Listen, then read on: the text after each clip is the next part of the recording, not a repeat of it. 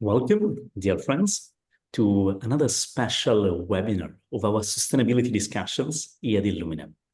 Today, we're gonna understand the tricks, the secrets of mastering stakeholder engagement for all of you sustainability leaders and specifically chief sustainability officers. So as you know, we're gonna have an informative and unbiased discussion on the world of sustainable development from the perspective of the engagement and the relations that are around us. This webinar will be, of course, recorded, available to you on YouTube and on illuminem.com. And we will have a 15 minutes introduction with our incredible expert and guest speakers. We will have a 30 minutes panel discussions, and we will leave the last 15 minutes to any questions and concluding remark. So, without any further ado, presenting to you is Andrea, the founder of Illuminem, and I immediately take the honor of introducing this stellar panel, and I start in alphabetical order from Alex Arbillotta, the CEO and co-founder of AWorld, that we thank for being the promoter, being the mastermind behind today's webinar. Alex is connected live from Turin, in Italy. He is the co-founder of AWorld, as you mentioned. And let me stress, AWorld is the only platform, the only app chosen by the United Nations Act Now campaign to drive climate change and sustainability engagement. So we're going to hear a lot of stories starting from this unique perspective.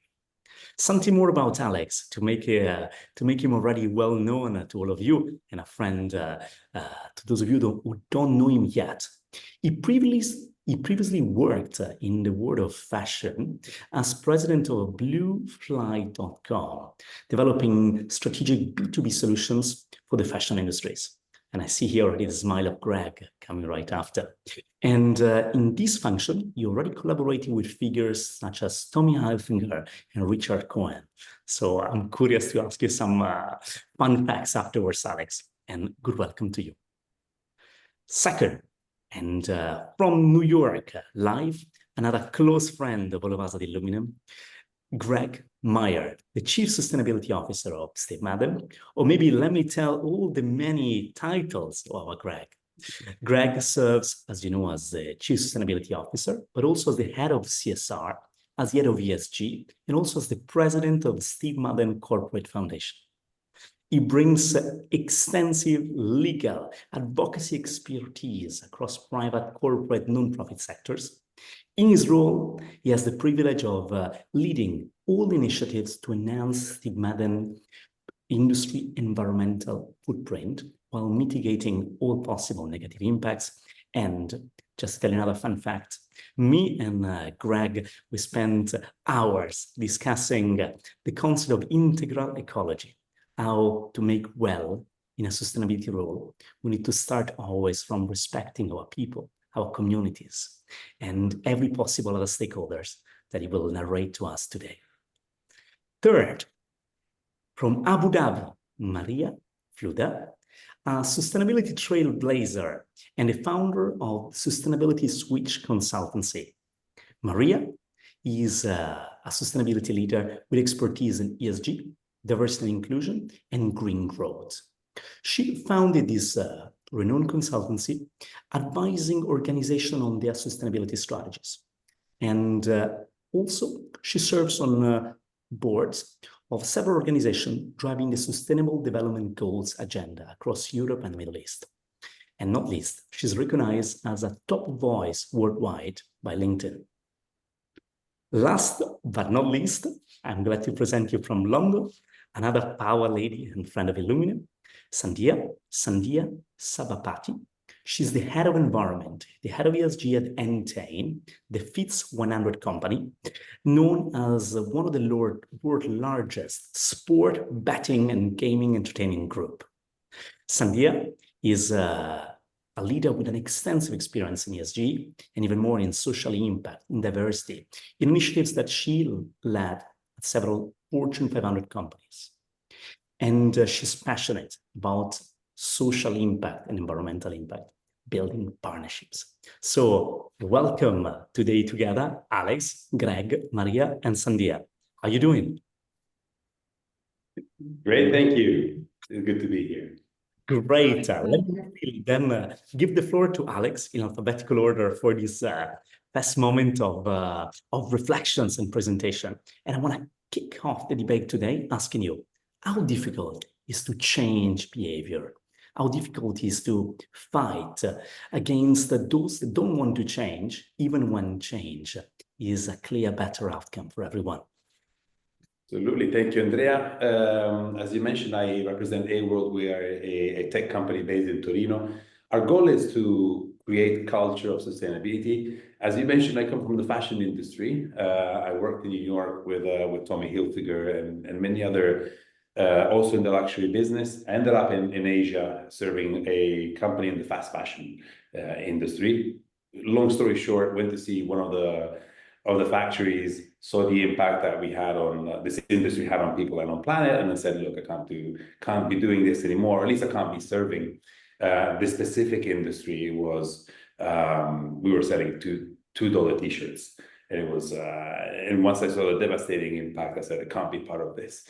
As I mentioned, AWorld was born to create culture of sustainability, really understanding how do we guide people towards sustainable living. I saw it myself. I saw the impact of my actions, but the truth is that today we're so distracted and learning something new becomes complicated. The truth is we don't understand the impact of individual actions. Our individual action could be divided in what do I eat, how do I move around, the energy I use, and what do I buy. And behind every choice, there's an impact. It could be positive or negative. I mean, there's a carbon impact for anything I do. We make hundreds of choices on a daily basis. We buy products, we buy services, and some of these have a bigger impact than the other. We went down this route in understanding, okay, how do we really get someone and we bring them from point A to point B? We need to scale this to millions, right? I mean, we know that if we want to see an impact, we need to engage millions of people across the world. So technology needed to be at the heart of this. And what we did is we put all our energy into building AWorld, which today is an app and platform that wants to reach people where we have our attention, which is on our devices today, and give you tips and knowledge that help you learn about what sustainable living really means. And then it gives you a set of features that help you measure and track your carbon footprint. I can tell you that no one out there outside of our industry of what we do in the sustainability environment, no one knows what a carbon footprint is. So there's a first educational part that we need to provide. We need to help people first understand what a carbon footprint is and how they can track it. Second is, how do I pass along knowledge that we should know, knowledge which could be about circular economy, for example, about mobility, energy consumption, then tapping into something which might not be directly climate related, but into social issues too, all under the SDG umbrella. And then after the measuring part and after the education part, the engagement part comes in. So how do I guide you towards taking that specific action that relates to you? And there's a lot of studies that we did here. A lot of behavioral science goes into this, a lot of research on how do we nudge behavior. We've packed knowledge and technology with gamification because we've learned that changing behavior is extremely difficult. And we use different techniques to get you to act. Some of us are triggered by sense of self-improvement. I'm going to do specific actions because it makes me feel better. I wish that was the case for everyone. It's not enough. Some of us are triggered by a sense of community. I want to be part of a community of like-minded people exactly like me. Some of us are triggered by gamification. You're going to put a leaderboard out there. I need to be first, whatever it takes. And then there's a big rewarding part, which is, okay, help me do this task and I'll reward you with something intrinsic or extrinsic together. Imagine all of this in one experience, which is called AWorld. The mission today is to engage millions and bring this to millions. We luckily then met the UN. You mentioned Act Now. AWorld is the only platform that supports the Act Now campaign. The UN has the Sustainable Development Goals, and then it has Act Now, which translates the goals to people and wants to make them actionable. And this campaign is supported by our platform that wants to engage people on a daily basis. So you can find our app on the UN's homepage. It has 23 million climate actions today across the world, downloaded in every country. And luckily, it also supports big organizations to engage employees and consumers. So we know that we are within a transition. Organizations could have the power to drive meaningful change. And we then launched multiple products with over 100 companies from all over the world that want to change from the inside, and then also change changing the inside with the employees and then changing the consumers too. How do we change behavior is extremely difficult. We're fighting against a few big beasts. The biggest beast is the intention behavior gap. If I'm going to ask you, do you want to save the world? Everyone says yes. Are we really doing it? Maybe. So we intend good, but we don't always act upon what our values are. And then the diffusion of responsibility is something else. Someone else is going to take care of it. There's going to be my government. There's going to be the CEO of the company. The mayor of my city is going to be doing this. So there's no me part of the equation, which I think is a narrative that we need to change. We're all pieces of a huge puzzle, and we're going to fix this only with everyone on board. That's the real truth. And we need to remind ourselves that we could be heroes every day by making small changes in our daily lives could add upon driving huge impact. And unfortunately, to gap this intention, the intention behavior gap, we need to use different techniques. Gamification and rewards are part of those techniques to see long-lasting change. And today it's working. We're engaging millions of people all around the world by generating awareness and triggering climate action. Which is measurable too. So we receive a lot of data from all this activity, which is helping us to tailor-make experience. We live in a personalization era. All of our social feeds are completely different, are tailor-made to our behaviors, to what we like and who we are. So if I want to see your behavior change, I can't tell everyone don't drive. You might not have a car. Well, I might have a car. So I need to create a personal experience just for you if I want to see you change behavior. So a combination of all these factors put together in one platform, which is a digital platform, is really helping, and we can measure the impact so far. So we're grateful for that. Oh, you're mute, Andre. Sorry, I was already excited to tell it later. I want to ask you a lot of questions of what all these numbers are now telling of our behavioral changes and so on. But to reconnect, it's not easy. We got it. Changing behavior. Of course, only few of us is something that already comes out of inner willingness. For many others, we need some tricks, some gamification probably throughout the journey. And I love that thanks to you, Alex, now I think over 20 million actions have been recorded, action for the better.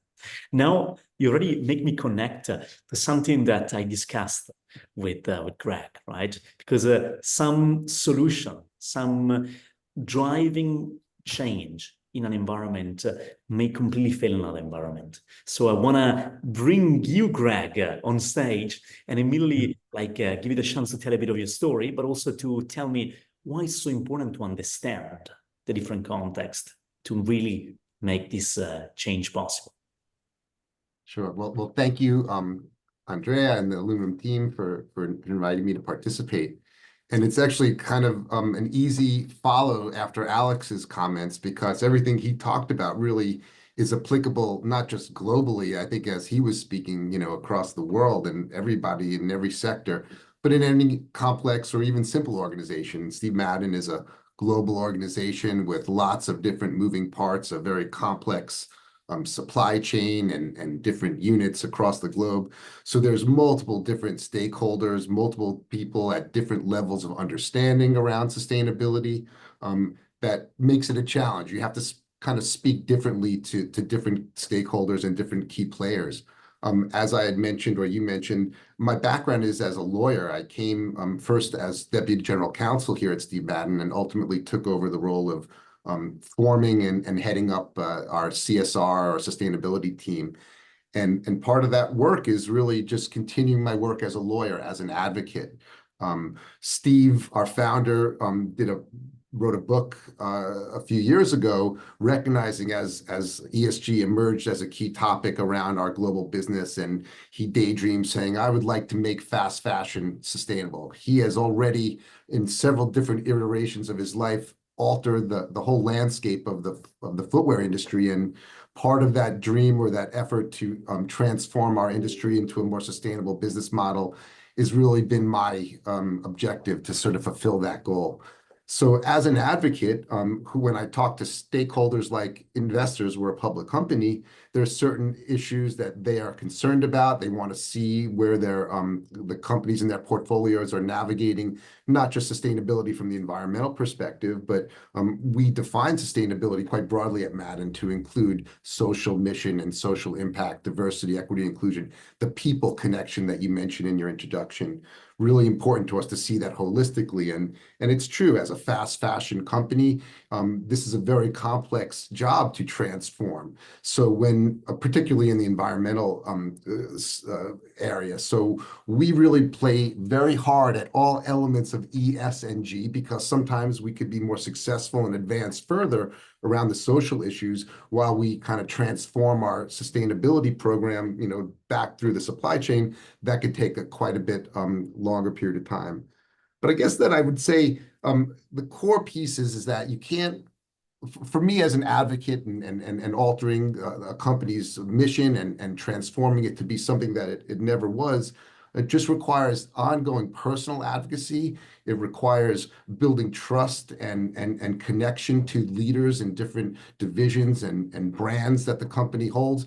It requires traveling around the world to our different units far and wide, where values, although are under the Steve Madden umbrella, but depending on where people are based, there's different motivations, different versions of what we call sustainability, and trying to unify that message, that mission has been really a lot of the work that we've done over the last 5 years.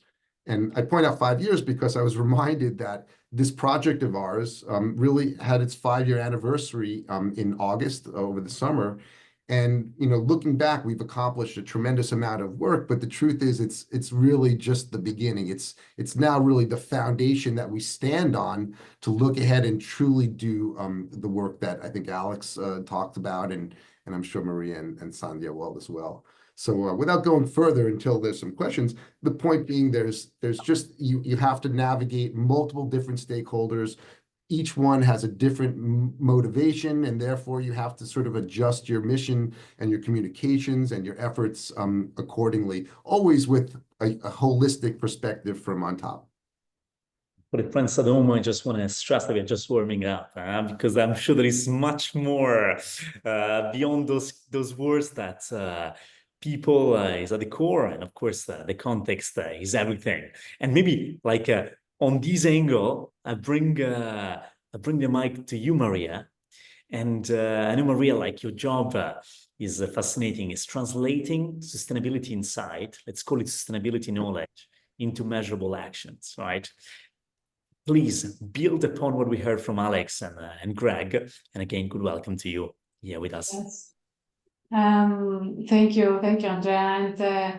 And I just want to echo whatever Alessandro and Greg said.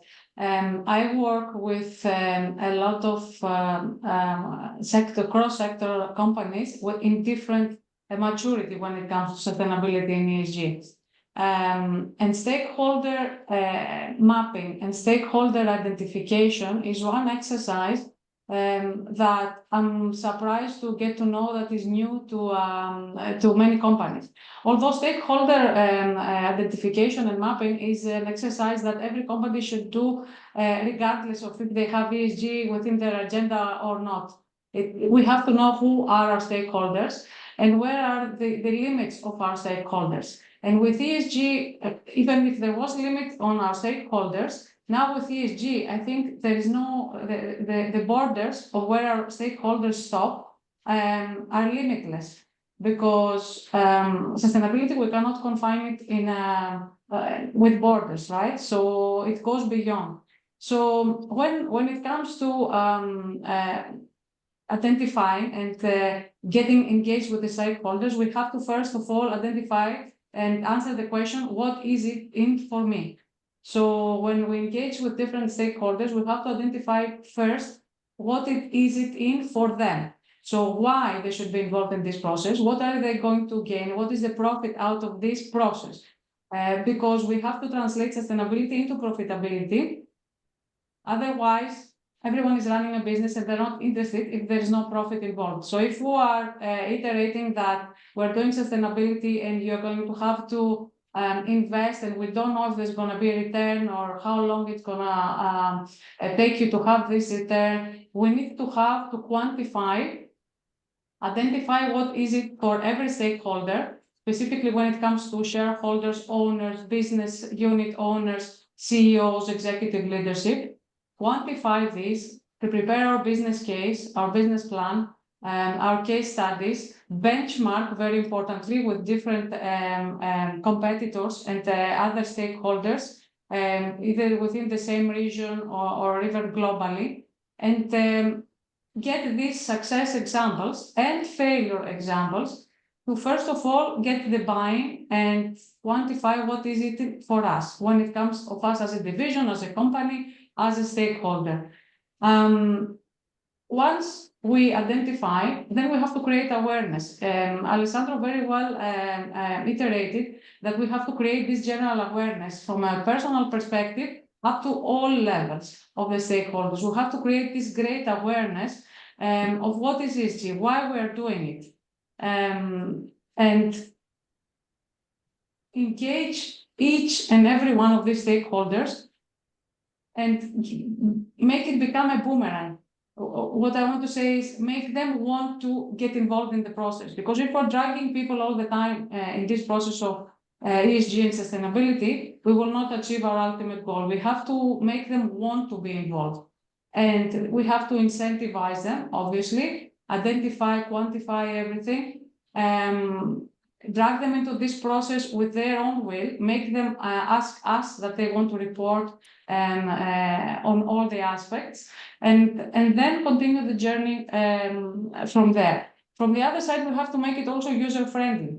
So we have to break it down to the language and to the terms that each stakeholder understands. So if it is the community involved, we have to break down to the terms that is relevant to them. If we're talking about division, different divisions when it comes to procurement, IT, human resources, technical divisions, etc., supply chain, we have to break down to their terms. So we have to break it in a very small pieces, understandable, and get the buy-in. Once we have the buy-in, then the whole process will be running more smoothly and we will be more engaging.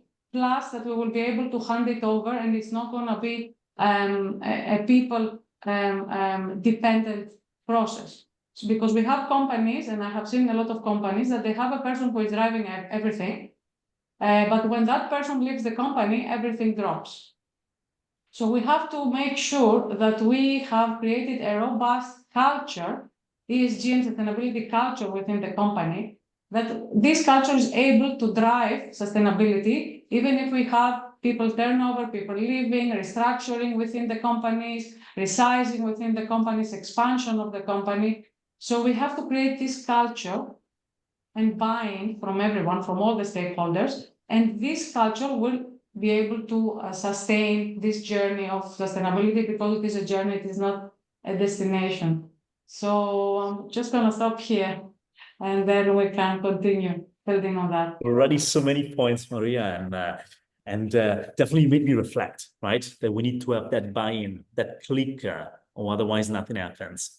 But maybe implicitly in your saying that we need to make it user-friendly, we need to bring it down to the language of every division, every stakeholder, implicitly open to us a big window that often those divisions, those different stakeholders have generally different priorities. So with this, I probably pass the ball to Sandia. Of course, welcome again. Please also add some words about your great work of leading the environmental impact in a betting, gaming, entertainment company. But also, let's bring back to what Maria was telling us. We have different priorities, and we need to ensure that an outcome is there still in that situation. To you, Sandia.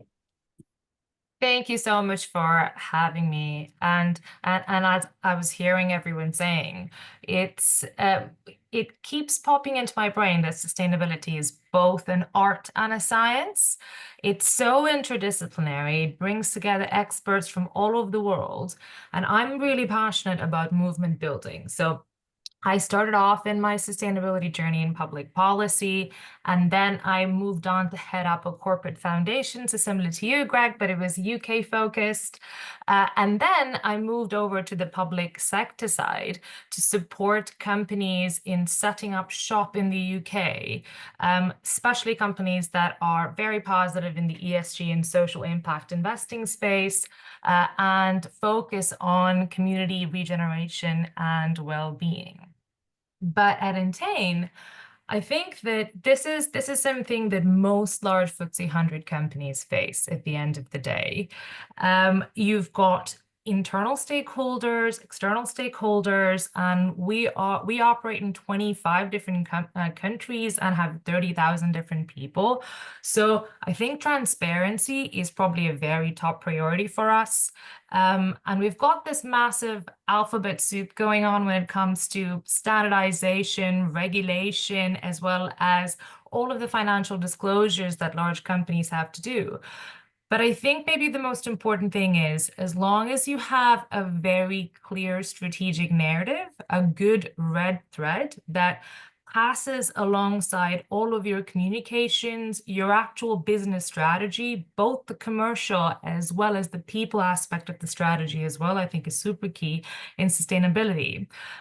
You almost build this foundation that allows you to start building on not just having a top line net zero target or a top line high level, this is a diversity and inclusion target we want to hit, but start working on action plans that multiple regions, countries, as well as departments can contribute to. So I think transparency is a big thing. The other thing that I see that's probably something that large organizations tend to miss is actually finding out ways to create feedback loops. As sustainability evolves, and this is not just the environment space, the S and the G as well, regulations are going to move from just kind of policy aspects into something that's absolutely mandated. So creating surveys, real-time dashboards, and like active roundtable meetings with investors, it creates this safe space where you can have conversations about sustainability without the commercial teams, without kind of external suppliers as well being penalized. And tied to the fact of the feedback and the transparency, I think, is that a lot of the large companies that I've come across, and Entain also falls in this bucket, we're almost kind of towing the line of greenwashing and greenhushing all the time. We want to make sure we're transparent and we say the right things, but we don't want to be accused of one or the other. And the way I think that that can actually be propagated, and this is not just in the UK, of course, globally, is that the feedback loops and the mechanisms of these roundtables that you have, it needs to be something that's transparent well in advance. Just like you plan your board meetings, you plan your annual reports, it's quite important for you to also kind of publicly talk about internally and externally, when are these conversations going to happen? When can external participants take part? When can the wider organization take part as well? This helps break silos, because for large organizations, it's silo central, and it brings a bottom up and a top down approach. And it helps people who are maybe working at a shop or building a particular product to also engage with the wider sustainability agenda. And it it stops becoming just this high-level top thing targets that large companies do just because they're now mandated to do so. And I'll stop there. Actually, all of us, we read hundreds of papers, theories, tips, but actually, I really love, Sandia, what you just told us. In some way, the best way to break silos that are natural in an organization is to first create a safe space where we escape the two traps, the traps of greenwashing and traps of greenwashing. Maybe from there, I call you back on stage, Alex, and I ask you, maybe do you have a case study, something that with AWorld, you proved possible to escape those traps and bring the change we want to see? Well, first of all, I love what was just said. So the transparency behind decision-making, Sandia, Maria, talking about mapping the stakeholders and making sure that everyone is incentivized. We're going to win when this is profitable, we know. So we're still, us here, still pushing the agenda till this becomes profitable for everyone. And Greg saying the advocating part, we need to advocate in every area of the organization. I mean, we're the first ones in the organization promoting the sustainability agenda, but we're not going to win if you don't have loads of the organization on board. I think we said this last week. There shouldn't be a sustainability team. Everyone should be a sustainability manager in their own role across the entire organization. So I think it's I love what you guys said. Luckily, on our side, everything we do is measurable. So as Sandia mentioned, there's a fine line between greenwashing and greenhushing. I think there's a lot of greenhushing right now because everyone is scared about saying anything, because otherwise you're going to be accused right away. Luckily, everything we do inside of the platform is tracked, is mapped, so you cannot fake it. Is real impact that your stakeholders show. In this case, we could talk about the employee part. The organizations that we work with understand that the sustainability agenda that you give as a sustainability manager cannot be achieved if you don't have all of your stakeholders on board. There's actually a stat there that says 70% of the effort, 70, of a sustainability manager or head of sustainability might not be successful if you don't have your employees part of the agenda. Otherwise, you're fighting by yourself, basically. These companies understand that, the companies that we work with understand that you need to align every stakeholder to the same mission. Understand that integrating sustainability principles in decision-making is extremely important, because you can be fighting for your organization out there, but if someone in communication or someone in procurement doesn't know the principle of sustainability, they're not going to make the right choice.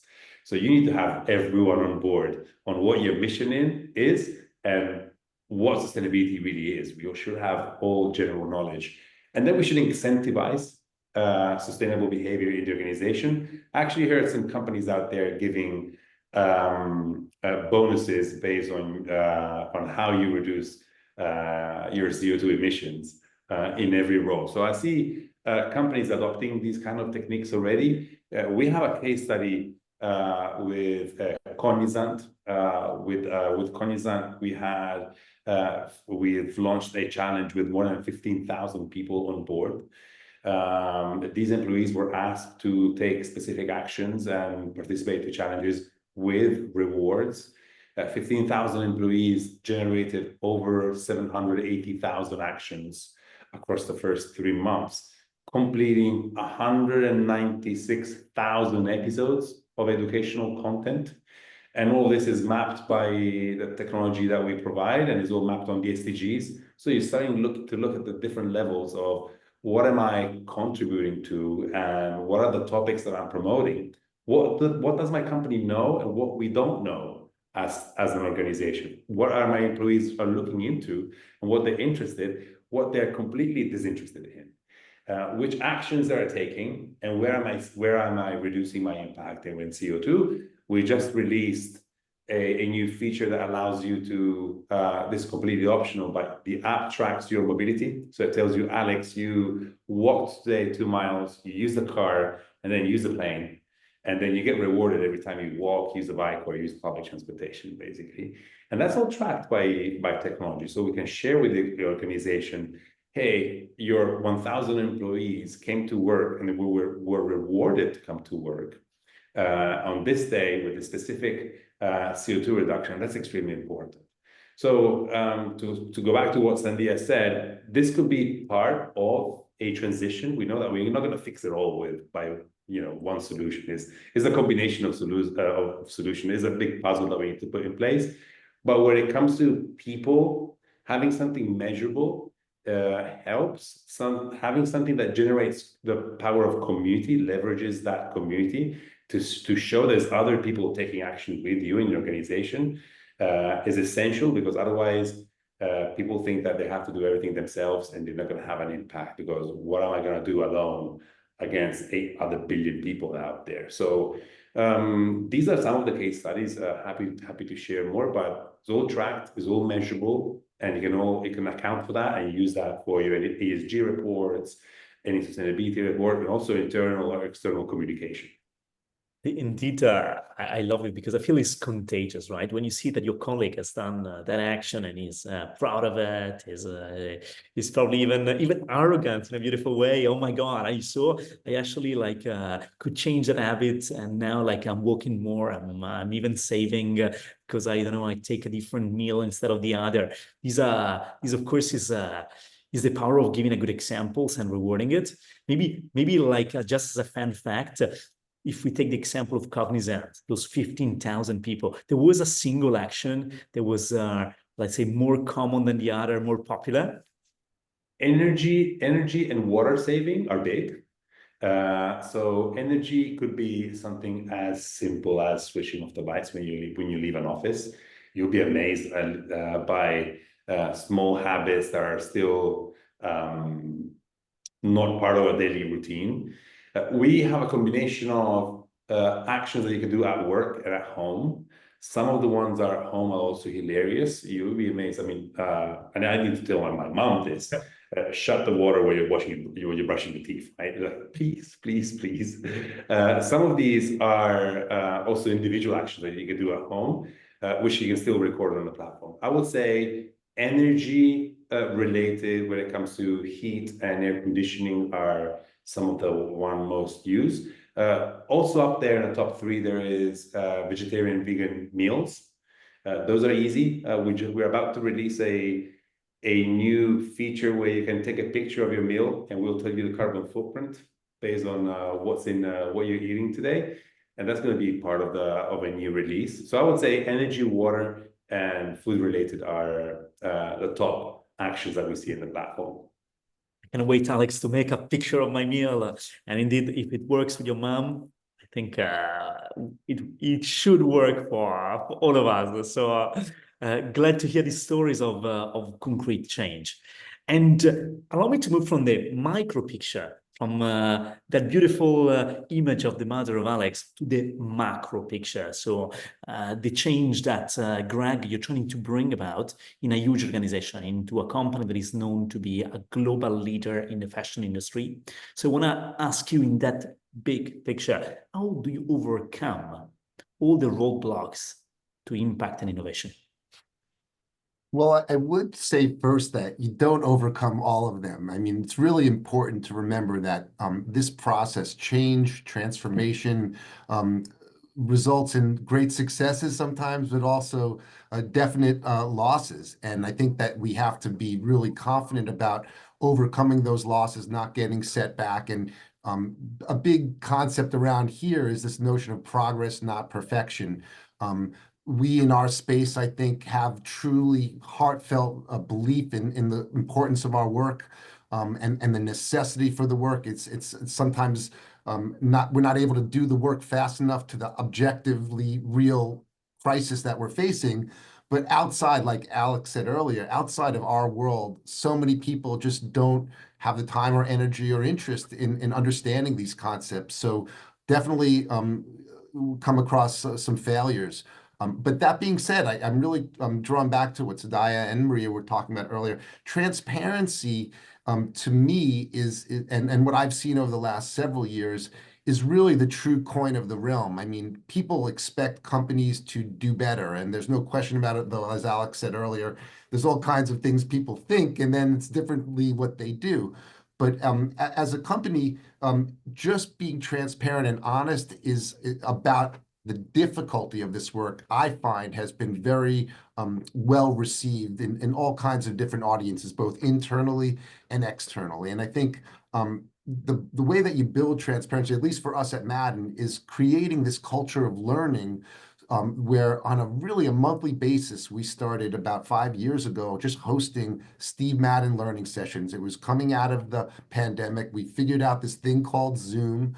We didn't have to fly people from all over the world to have a company retreat for 3 days and shut things down. We just had to send out emails to everybody saying, join us at 2 p.m. or whatever the time was globally. And we would invite and continue to do this to this day, different speakers, sometimes be very specific to a topic around sustainability and footwear production, perhaps, but also sometimes just thinking about how to navigate a challenging world when we were all in the middle of COVID, shut down, unsure of what the future would bring, and really everything in between, from broad-based think projects to very specific work around the Chinese office's new success or Europe's effort to launch this shoe or that. And that creates that community, that creates that sort of baseline of knowledge that we can all work from. And most importantly, like Alex said earlier too, but I think we all are alluding to, until everybody is on board, we're really not going to be successful as sustainability leaders inside an organization. It's shared work, and it's more than shared. Until it's embedded and operational from across the organization, it won't be an ultimate success. So that's the work that we really push hard on at our team, is to really bring people in, not just with the learning sessions and other educational opportunities and promoting learning and development in general with our HR team, but by having seminars and having people join together to share it in the work and to see why it's important for them to share in this work. And I guess one last point I'll make is this question of incentivization is so important. And again, for companies like Madden, who clearly know how to incentivize sales over the last decades of any company through monetary reward, it's not so simple. It seems to me to be simple. Just start rewarding people with more money for accomplishing lower carbon goals, or more diverse hiring goals, or more social impact goals, or so on, or more learning and development per team. But it takes a little bit longer to sort of adjust a company's philosophy to be rewarding things that were never part of that reward structure before. And in order to do that, and this is my last point, is that you truly, you talk about, when you learn about sustainability and how to advance it in a company, they talk about embedding sustainability, like we said, across all different functions, but most importantly, in the leadership structure.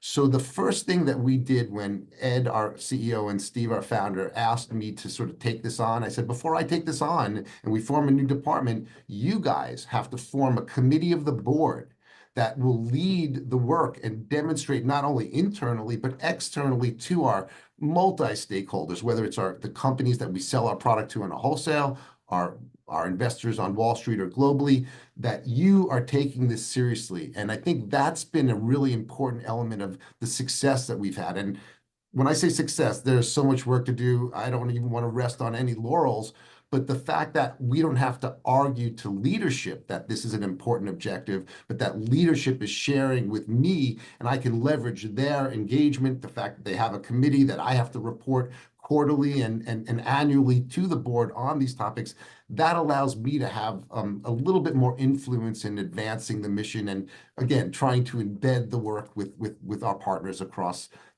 New York and really the globe.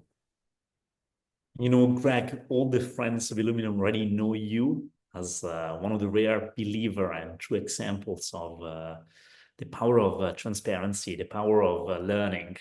And what you mentioned before about the Steve Madden learning sessions and seeing hundreds of people arriving to learn, and you telling them, guys, we need all your knowledge to make this change happen, speaks on his own. Now, of course, if you allow me a provocation, I take the first of the questions from the audience, and I see here Jérôme Smith. Jérôme is asking you, okay, this transparency internally works, and is also valid this transparency when communicating to external stakeholders, to communicating to your customers? Oh, is the question, is it important to be transparent externally? It's transparent externally as much as we want to be internally, or probably there are certain things it's better not to say. Well, that's a really great question and a fair point. And I think everybody else could speak this besides me, but from a public company perspective, when we have not only our own desire to be better, Steve Madden believes in science. We recognize the need to transform a historically non-sustainable business model into something better. So that sort of goes without saying. But the truth is in this day and age, transparency is being mandated by global regulations, particularly in Europe, where we operate and hope to grow. So it's not really a choice in the matter when the EU requires all public companies or companies of a certain size, with Madden included, to report transparency in their supply chain, to report transparency around their carbon footprint and their targets for reduction. We don't have a choice in the matter, but the truth is many customers who are also public companies, not the retail customers, but our wholesale customers, they too have similar public commitments and obligations to operate under regulations that require their transparency. So thankfully, because it's not easy for a public company that never talked about certain things to be transparent, but because our own customers are demanding it and the regulatory authorities globally are demanding it, it's easy for me to convince leadership that we have to be transparent and publish our annual sustainability report and set KPIs and demonstrate when we're making them and when we're not. It's pretty easy. It's like a no-brainer. They can't say no, so we have to go forward in doing that. But I guess the one last point I'll make on that is it's also something I've learned from Steve and Ed, our CEO, is that we don't want to be promising things that we can't achieve. We want to be, not get too over our skis, to under promise and over perform. Of course, we'll promise whatever we're obligated to under the rules, but we want to be cautious, not so much because we're afraid of being accused of greenwashing, but because we want to get it right. We don't want to overstate our capacity to do things when we're also in the midst of a transformational effort that could take years, if not a decade, from a company that's a legacy company that never, like I said before, hadn't had to navigate a lot of these issues. I hope our Jerome is happy and feel free to continue the discussion here. I see many questions arriving, but before I pass it to you, Maria, and I'm sure you can add your good methodological angle in telling us on how then we can measure, we can report this progress that our Greg was mentioning us. I guess we need to activate your microphone. Thank you, Maria. Yeah, sir. So I will pick up from what Sandy and Greg just mentioned about transparency. And first of all, why do we have to measure and report progress? So the why can be translated in two ways. Like Greg said, we are measuring and reporting because we have to, because the regulations are there, because we're a listed company and we have to do it. And the second is because we can and because we are committed to do so. And the first message that I try to reiterate to all companies, cross-sector, regardless of the size, is because you want to measure and you want to track your progress. It is not only about because you have to, right? So there's plenty of ways to capture this, right? But we have to be transparent first of all, to understand internally where we stand. And because progress is a journey, okay? We can report on a year to year and just let the years pass without having any progress, right? But we need to, when we measure, we need to have in mind how we're gonna progress and how we're gonna improve and where do we want to get and where do we want to reach, right? So we always measure and report with progress in mind. because progress doesn't come automatically. We can report for 10 years with zero progress or with a decline, right? So how do we do that? Technology. So Alexandro very well iterated, you know, the hundreds of ways that we can capture this information, and we can translate it, and we can cascade it, and we can incentivize through technology and now AI that everybody is using. But also another thing that I have seen also in a lot of clients, and I'm also asking them to look into that, is while reporting, try to identify an opportunity that you can make it profitable, right? And we see a lot of companies that they have developed the technology internally, and then they just branch it out and they make it a different business, be it either software, an ESG software, or any software, any measuring tool, or an efficiency innovation or invention that they have applied, and then they branch it out and they make it a different business. Recently, I was speaking with the head of Schneider Electrics of their sustainability consultancy unit, which I never knew that they had. And apparently, there are like more than 200,000, I think, in that unit, and they have developed their own software that they branch it out not only to Schneider Electric existing clients, but also to globally, like to any other clients that have nothing to do with the Schneider Electric's products or services. So measure, report, monitor, and like scale up your progress, obviously through your strategy, through your goals, objectives, KPIs, but also try to identify the opportunity, the business opportunity there. There's always a business opportunity.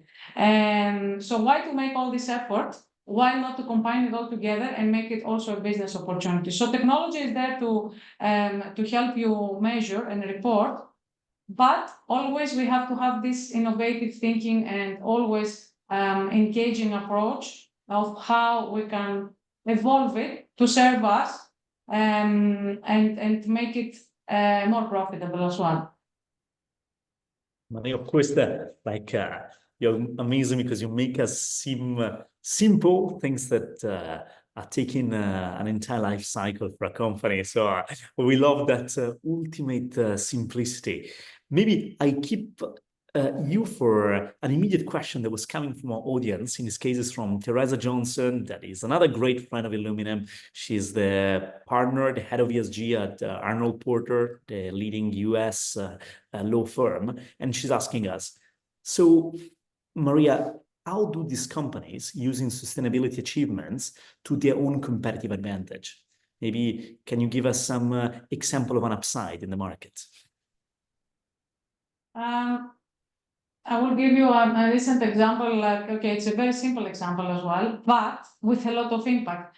I was recently, last week actually, in a Forbes Middle East Sustainability Conference here in the UAE.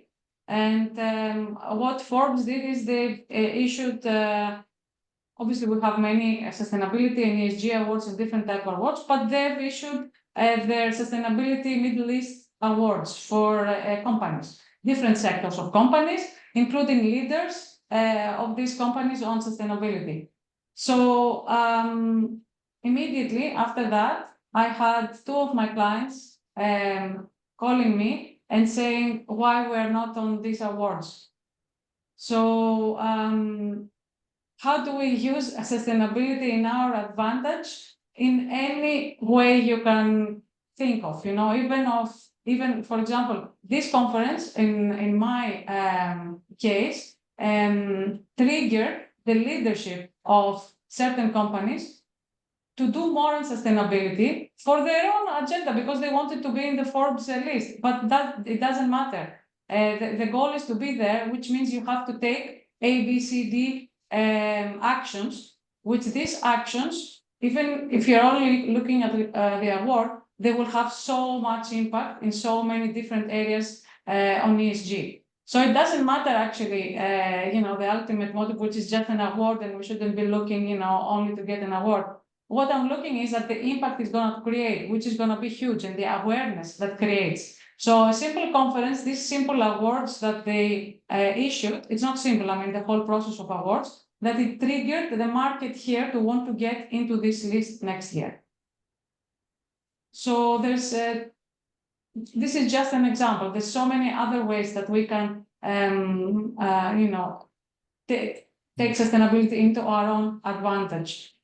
Indeed, Maria, we probably need a full second webinar to discuss about that soft line between a fair reward, like many of these are in to be, and that space of promotion that ultimately bring sustainability to be too often considered another marketing function. So I keep this for our next chat, but in the meantime, I call into the stage again, Sandia. And now, Sandia, I wanted to ask you first about this cross-department collaboration that you mentioned before.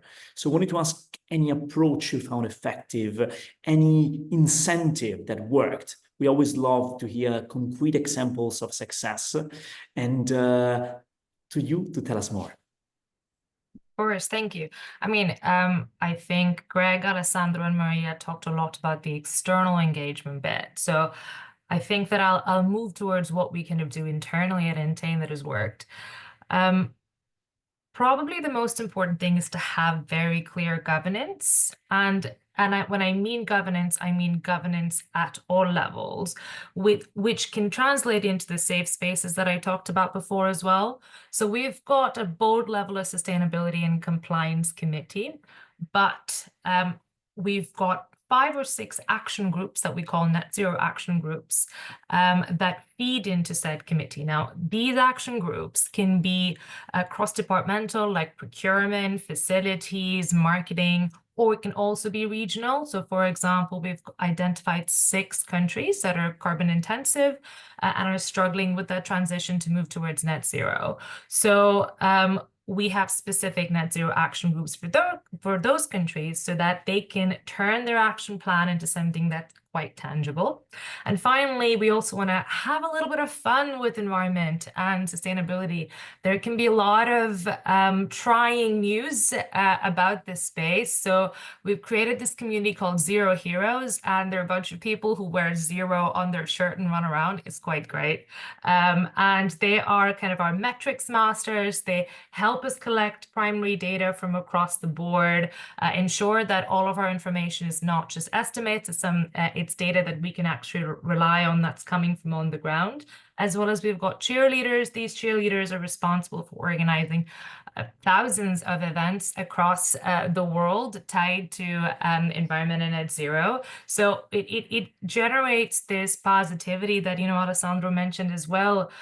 So it's not just this kind of top down, we've got 6 board committee meetings a year, but it's also people going out and doing activities so they feel like they're part of the entire agenda. So that's probably an important thing, the governance. The other bit that I wanted to touch on was similar to what Greg mentioned. We do have an academy for this space. And the reason why I'm a huge advocate for education in general, but the reason why this is important is because the space is evolving at such a breakneck pace. And we realize that our board, our executive committee, as well as managers in general, are not able to keep up with what's happening externally and what that translates into actions that they can have across the board in their sphere of influence as well. So I definitely recommend companies to build their own sustainability academy or use multiple platforms that are available with great CPD verified courses that you can help people with. I very much believe that just like every company is now a tech company, every company very much should be a green company as well. And I think that training is the way forward when it comes to building those connections between departments. Right. For our listeners, we have the last 3 minutes of this webinar. Time flies when we have engaged discussions. So I allow myself to immediately ask you a second question, Sandia, and then I will give 30 seconds to each one of you to like close with a powerful message. And we go in reversing order. So we will close with our Alex and the friends of AWorld. So Sandia, starting from you, I think we have the smile of another illuminem fan at home, Elizabeth Course. She was just mentioning this point of climate education. And here we understand that too often sustainability is defensive instead of offensive, in the sense that we have limited budget already for those regulatory requirements, that spending on sustainability knowledge seems to be the least of the priority for a company. So here the question is, does it really, really matter to enable the organization to understand the key issues and risks of sustainability, or did you find any shortcuts? I think it's a great question, and just on the finance side, Greg mentioned this as well. We've got a lot of regulations that are coming into place: CSRD, CSDDD, all of the other acronyms, and most of them require a percentage of financial commitment for organizations towards sustainability. It could be climate change, it could be social impact, could be diversity, inclusion, whatever it may be. So what I would encourage is use that as leverage to get more widened regional budget for this space, because if it's a financial model that's required over 5 years or 10 years that you are going to disclose and report, it's something that most organizations will be held to account. So I think that, you know, if take the benefits that comes from the mandatory regulations. The other bit is the global team, which is my team, is responsible for creating the frameworks. But what I see has worked is ensuring that for the local transition plans, ensure that they get to pick NGOs and social enterprises and action groups that is actually relevant to them. This makes it much easier for them to unlock local budget, because a local MD or a CEO will be able to resonate with what's happening on the ground, as opposed to setting commitments that are just global led. So yeah, having a mixture of those two, I think, is key. And when it comes to resources, I'm sure it's across the board the problem that most sustainability teams are really small. But how we kind of operate is ensuring that we have identified volunteers in multiple different departments who give like 0.3% of their time or something like that from an FTE perspective. And then you build that momentum so that it stops becoming your 5% or 10% sustainability team, but it becomes a 20-30% team of about 60 people who give a portion of their time. So that's probably what I'd recommend. And maybe in 10 seconds, Sandia, what is the biggest lesson do we bring home today?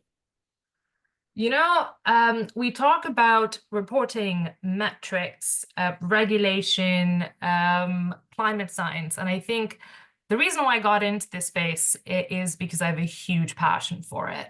And I kind of wanted to make that maybe my final statement. Don't forget to just be passionate about climate change, to be passionate about the environment, because that translates.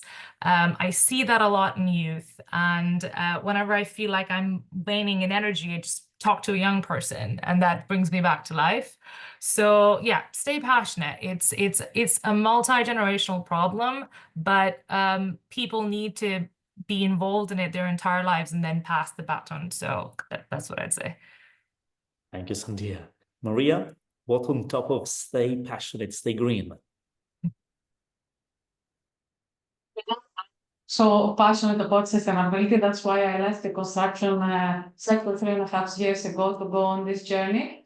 So I would echo Sandia, and what I also have communicated a few times with younger people who, and university specifically, is don't try and train yourself into sustainability. Find sustainability in what you love. So if what you love is fashion, find it in fashion. If what you love is IT, find it in IT. If what you love is finance, find it in finance. Sustainability is everywhere. It is not something that you go on a course and you learn. Obviously, you can educate yourself. So that's the one closing remark. The second one is for businesses, translate sustainability into profitability. Otherwise, there's not going to be never any budget when you want to do anything that is into the ESG box. And when you translate that, then make it user-friendly, like I mentioned before, for everyone to be able to understand, and understand also what is in it for them. So everyone is going to do something either because they're forced to, or because there's something in it for them. And this is what we have to make sure that we embed within our organization, for everybody to understand what is the value of sustainability, which is within their own role in the company. And of course, outside as well, that what Alessandro said. Yeah, that's the messages from me. Powerful. Greg, to you for a final message. And I ask you as well to unmute your microphone. Just build some suspense. I was all. Oh, sorry. I won't do that. I just want to echo both Maria and Sandhya. I think that at Steve Madden and in fashion in general, our retail customer, the employees that we are hiring, we have a sign on the wall that says the youth are at the gates. And the truth is this is all inevitable, and there may be people from different generations or even younger people that somehow don't get it and are going to stand in your way. But the truth is this is a train that has left the station, and companies that want to be successful into the future must navigate this space and include it and make it simple and incentivize and embed it across all functions. And there'll be some obstacles, there'll be lots of challenges, but stay passionate, stay clear, recognize it's all inevitable, and be part of the solution instead of standing up against it would be my encouragement. Love it. Since I will leave shortly the honor of closing today's session to Alex, let me say from our side at illuminem, a big thank you to all of you that connected live. Even the same thank you to the many of you that will receive this recording over the next hours via your emails. We have over 700 registrations that will receive this conversation. From all of us at illuminem, a big thank you to Maria, to Sandhya, to Greg for having contributed with so many insights to this debate. And now let's close at best with a thank you to all the friends of AWorld, the only app that has brought the gamification to positive actions with the support of the United Nations, and to you, Alex, to close our discussion on stakeholder engagement. Well, thank you, Andrea, and the illuminem team. I would love to extend a huge thank you to Maria, Sandhya, and Greg. We said passion, we said make it profitable. I think we should say also we're going to make it together. You're going to go, if you're going to go fast, go by yourself, but if you will go further, we need to do it together. And I think together is the only way through. So together, we need to be the advocates, knowing, as Greg said, it's not going to be easy. We're going to fail sometimes, but we still need to look up and look forward. And then we need to bring all our stakeholders together with us. It's going to be my suppliers, my employees, my consumers, because there's only one way out of this, and it's together, 100%. We're not going to do it by ourselves. So I want to extend a huge thank you for all you being here, who's listening, and can't wait to see the recording and then answer any questions through LinkedIn or emails. Let's stay connected. So thank you all, and see you soon. Ciao. Thank you. Bye-bye. Bye-bye.